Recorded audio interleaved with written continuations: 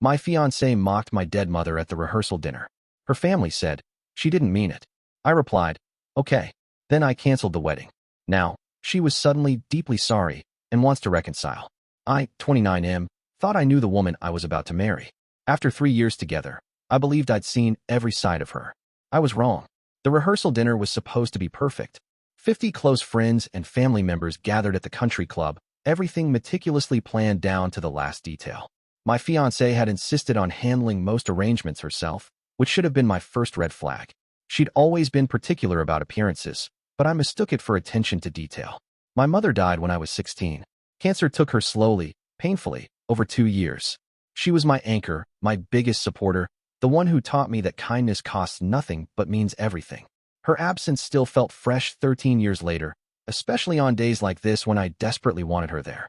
During my toast, I mentioned how much I wished my mother could have met my fiancé. I spoke about the values she instilled in me, how she would have loved seeing me this happy. The room fell silent in that respectful way people do when someone mentions a deceased loved one. That's when my fiancée decided to speak up. She stood, wine glass in hand, and announced that she was glad my mother wasn't there because she probably would have worn something embarrassing and old-fashioned to the wedding. She said this with a laugh, as if it was the most natural observation in the world. The room went dead silent. She continued, saying my mother probably would have cried through the whole ceremony and made everything about herself, just like all the stories I told made her sound like such a drama queen.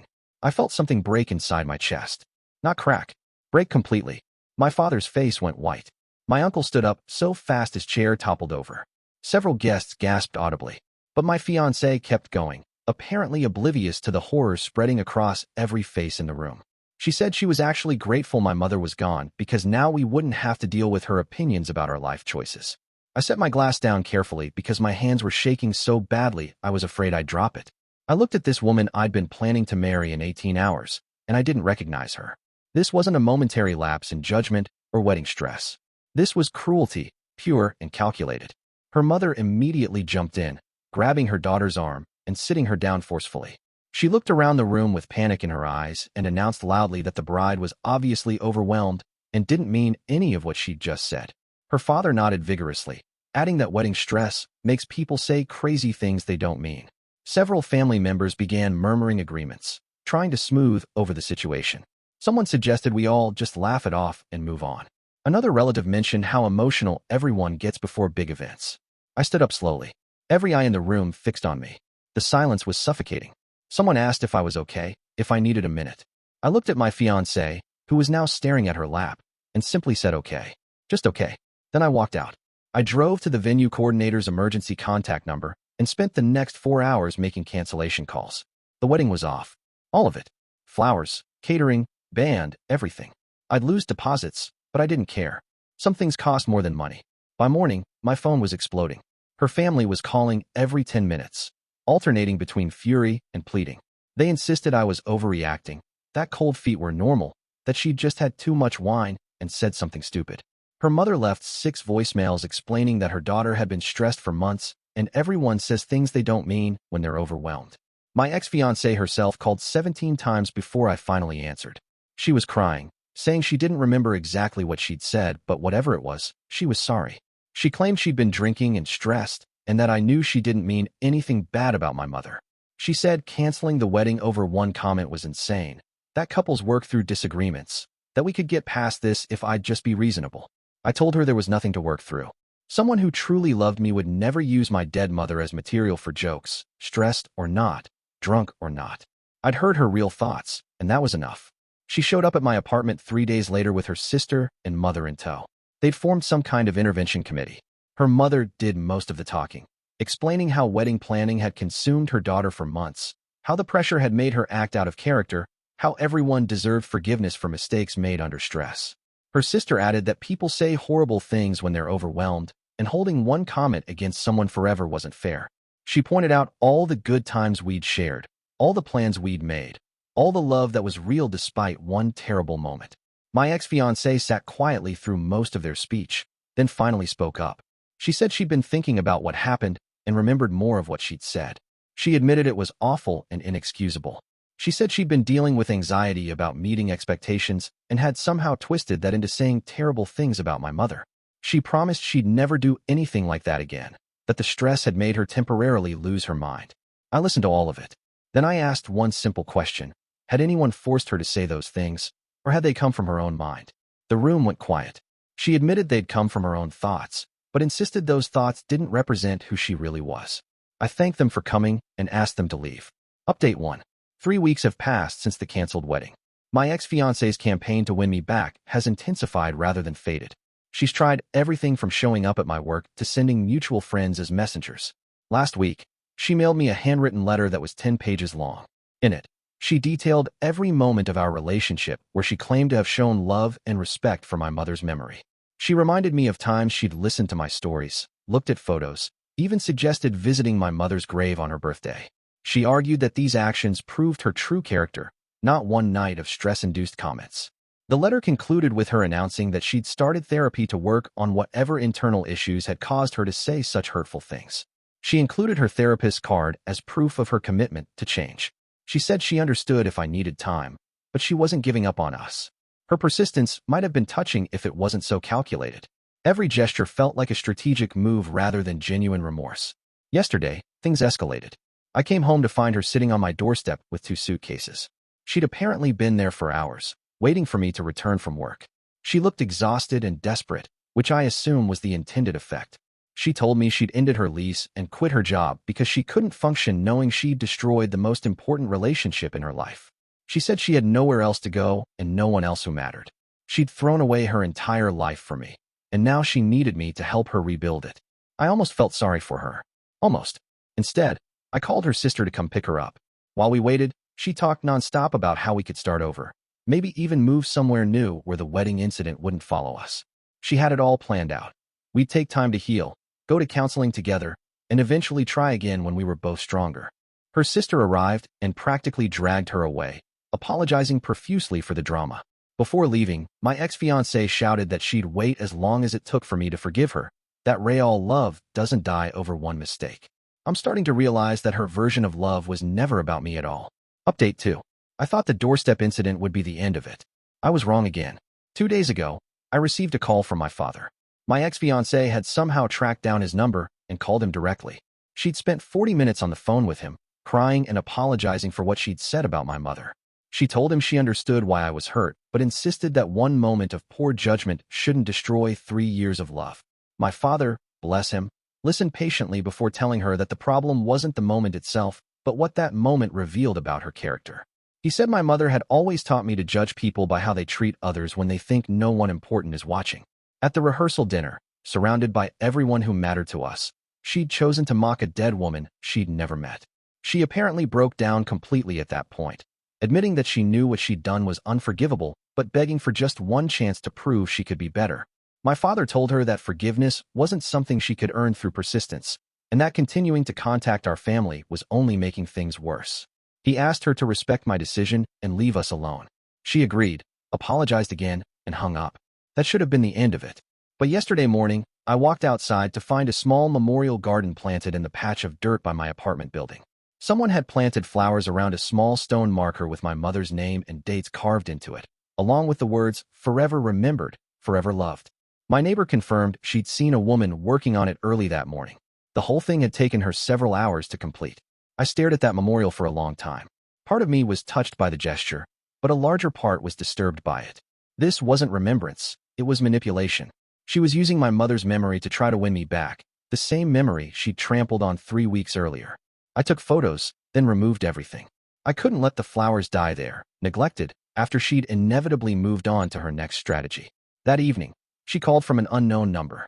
She asked if I'd seen the memorial and whether it had helped me understand how sorry she was. She said she'd spent days planning it, researching my mother's favorite flowers, having the stones specially made. She'd wanted to create something beautiful to replace the ugly memory of what she'd said. I told her that using my mother's memory as a prop in her apology campaign was almost as offensive as mocking her in the first place. She went quiet for a long moment, then asked what she could possibly do to fix this if gestures of love and respect weren't enough. I told her she could leave me alone. She hung up without another word. Update 3. I thought I'd finally gotten through to her. For 5 days, there was complete silence. No calls, no visits, no elaborate gestures. I started to believe she'd finally accepted that it was over. Then yesterday happened. I was having lunch with my college roommate when my ex-fiancée walked into the restaurant with her mother. They sat at a table directly in my line of sight, close enough that I could hear their conversation if I tried. At first, I thought it was a coincidence. The place was popular, and they had every right to eat there. But as their conversation grew louder, it became clear this was another calculated move.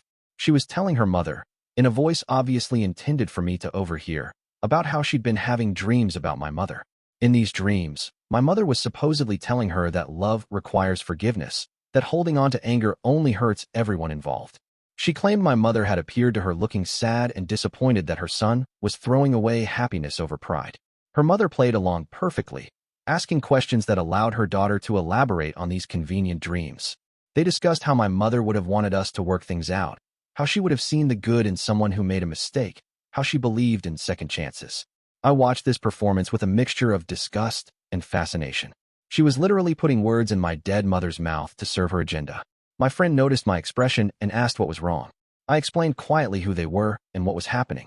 He suggested we leave, but I found myself unable to move. I needed to see how far she'd take this. Pretty far, it turned out. She began crying loudly enough for half the restaurant to notice, talking about how she'd lost the love of her life over one terrible moment of stress-induced stupidity. She said she understood why I was angry, but that my mother's visits were convincing her that our love was worth fighting for. Other diners started glancing over sympathetically. A few women at nearby tables were clearly moved by her performance. One even approached to offer support, saying how awful it must be to lose someone over a misunderstanding. That's when I'd had enough. I stood up, walked over to their table, and sat down uninvited. I told her, loudly enough for anyone interested to hear, that my mother died 13 years ago and had never met her. I explained that at our rehearsal dinner, she'd mocked my mother's memory in front of 50 people, calling her a drama queen and saying she was glad she was dead. I said that now she was using that same woman's memory to try to manipulate me into taking her back. The restaurant fell silent. The woman who'd offered support looked horrified. Several other diners turned to stare openly. My ex-fiancée's face went bright red. Her mother started stammering excuses, but I held up a hand to stop her. I told them both that if I saw or heard from either of them again, anywhere, I'd be contacting a lawyer about harassment charges. Then I left money for my meal and walked out. My friend caught up with me in the parking lot, saying he'd never seen anything like that level of manipulation before. He asked if I thought she'd finally gotten the message. I hoped so, but I wasn't counting on it. This morning, I found a business card tucked under my windshield wiper. It was for a private investigator, with a handwritten note saying, "Call me. You need to know who you almost married." I haven't decided whether to call or not, but I'm starting to think there might be more to this story than I realized. Final update. I called the private investigator. Turns out, my ex-fiancée's family had hired him to dig up information about me that they could use to convince me to reconcile.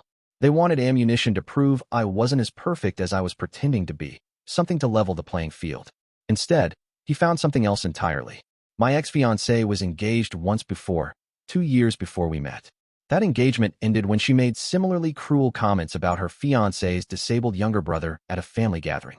According to the investigator's report, she'd suggested the brother would be better off in a care facility because his presence made family events awkward and uncomfortable. Her family had given her the same excuses then: stress, wedding pressure, words taken out of context. The fiancé had initially tried to work through it but eventually realized, like I did, that the comments revealed her true character.